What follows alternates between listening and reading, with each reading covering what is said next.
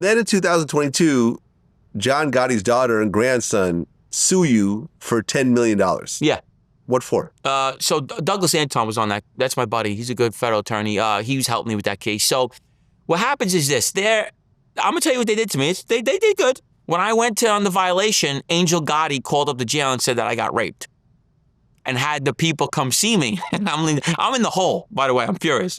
So they come see me. I'm by myself. How the fuck did I get raped if I'm by myself? The sergeants are like, listen, man, you know, they're laughing. Like, you know, someone called up. Then the sexual assault counselor had to come see me. I'm like, what the fuck are you doing here? So they got me good. It was a good prank. So when I came home, I said, all right, I got a special treat for them. So I went off on Angel Gotti. I went off on our son, who I grew up with, who's an absolute punk, Frankie Albano. And I abused John Jr. and all of them. And they didn't like the things I was saying. So they put a lawsuit in. So you can do what you want to me, but when I say something back to you, you want to sue me now. So is that still going on? No, it got dropped. It's a fucking stupid lawsuit. I'm stating facts. Right? You could sue me for stating facts. Well, weren't you locked up with Fetty Wap? My buddy. Yeah? Yeah, I was with him every day. How's he holding up in there? He was a cool-ass motherfucker. When I met him, I walked in for lad. I looked around and go, is that fucking Fetty Wap? What the fuck's he doing in here? I was like, what's he doing here? He said he got a drug case, you know? I became really cool with him. You know, I used to work out with him. Really friendly guy. He got fucked over. They gave him 6 years. Yeah, man. That's one of those stories where it's like when Fetty Wap was coming out, he was the hottest thing smoking. Bro, you ever speak with him personally?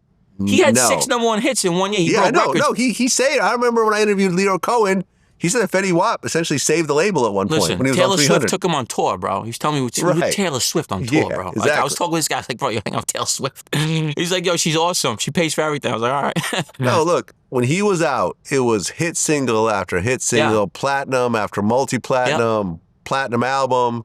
I remember there was videos of him literally at a hotel balcony just throwing money out the window. I remember he bought his homie like a I-8 Benz. No, I-8 BMW. Well, he has a crazy car collection, so he has a warehouse, and it's like he collects M3s. Anyone knows Fetty Wap, he collects M3s. Right. So he has everything. Audi R8, you name it, he got it. It was crazy. His jewelry, bro, he had a picture of his jewelry. It's like $10 million in jewelry, bro. It covered.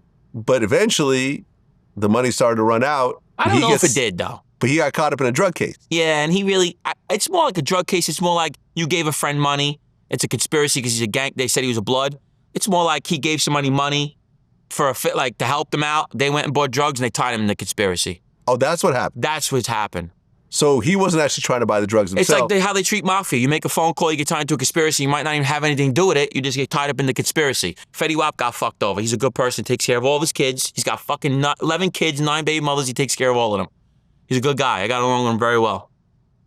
Yeah, I remember I interviewed Biggs from Rockefeller, and he had this big marijuana case he went to prison for, and it was similar to that. It was like he knew a guy that wanted some weed and a guy that was growing. He was like, I'll just put you guys on the phone. I'll put you guys on the phone together. I don't want nothing to do with it. One of the guys is wearing a wire.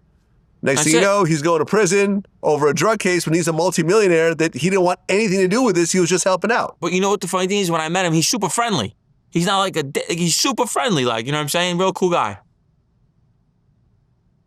Okay, so... Sam Bankman, I know it's coming. Sam Bankman? Sam Bankman-Fried, I know it's coming. So you were locked up? Okay, so... Yeah, I went to the hole for him. What do you mean? Okay. So you were actually locked up with the FTX guy? Yes. Okay, tell me about that. I got into a fight over this fucking idiot. What happened?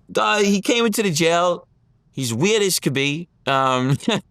He stole like $10 billion and, you know, all the wolves were after him. You know, these little wolves. The kid that killed DJ Khaled's nephew is the one that I got into. Remember when DJ Khaled's nephew got pistol whipped and they got shot in the head in the Bronx? The kid that did that shooting I was with, his name was Juice, a little fucking punk. And he was trying to get money out of Sam Bankman. And I told him, you're good in here, bro. No one's going to bother you. These kids are fake tough guys. Like, don't worry about that. So the little blood kid, Rever, called me over and goes, yo, stop telling him. I said, bro, who the fuck you talking to? And he swung at me. And that's all she wrote. I got the ticket. I could show it to you. I beat him up. I dragged him all over, and I went to the hole. Okay. And what happened to Sam after that? He stood there. They gave him 27 years. Yeah, he's going to be there for a while. He got lucky for getting 27 years. The only reason why he got 27 years, they gave him the worst judge, they gave him the worst prosecutors, is because his victims called in and says, don't give him life. He don't deserve life for stealing fucking money. You don't. I got friends that got execution murders, 20 years, 25 years in the feds. You're going to give this guy 100 years for stealing money? Yeah, it wasn't just stealing Come money. on, It bro. was stealing billions. So what, though? Let me tell you, I interviewed French Montana. I said, what was your your worst investment? He said, I woke up to see $5 million missing in my FTX account. Yeah, but And it's that's just money. one person. You're still alive, though, man. Billions of dollars. You can't give the biggest I know. Ponzi scheme Listen, in U.S. I have history. this debate with everybody. I feel a person should not get life or 100 years for stealing money. If you're taking lives, that's one thing. How the fuck are you going to give this guy life in prison for taking money? 10 years is the worst case, in my opinion. That's just how I feel. I mean, do you know how many people's lives he's absolutely ruined? This is like people's life savings, No, their retirement. I get it. I know. You see what I'm saying? But People if you have to meet- go and work jobs at 60, 70 years old But because... you know he comes from hundreds of millions, so it don't make sense. His family's already rich, so like Yeah, but look what he did. he wore an Apple Watch and drove a Toyota Camry, bro. Listen. It fucks your head up. I'm like, what'd you Listen, steal the I'm money glad for? he got 27 years. Yeah, I'm like, I wish he got life. I'm like, how the fuck? I'm like, this guy got an Apple Watch he's wearing. He's wearing holes in his shorts. He doesn't wear clothes. Like, he's like, weird. It's like the weirdest Yeah, thing. but he's worth billions of dollars. Billions of dollars, and he's like, doesn't spend it. Like, he just does private jets, he said, to like other countries. That was his thing. Right.